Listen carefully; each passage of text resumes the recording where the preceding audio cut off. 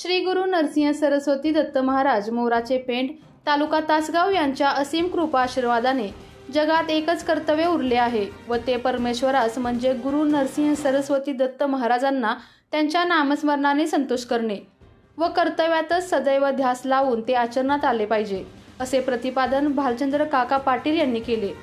जगाच्या संसारातील व परमार्थातील आपली ओळख सद्गुरू करून देतात व त्याचाच नित्य ध्यास धरल्याने एक दिवस परमेश्वराची व आपली संपूर्ण ओळख होते। त्यासाठी हनुमान मंदिर स्वरूपखानवाडी येथे दिनांक 25 जानेवारी रोजी दुपारी 3 वाजता गुरुवर्य भालचंद्र पाटील काका यांचे प्रबोधन आयोजित करण्यात आले होते।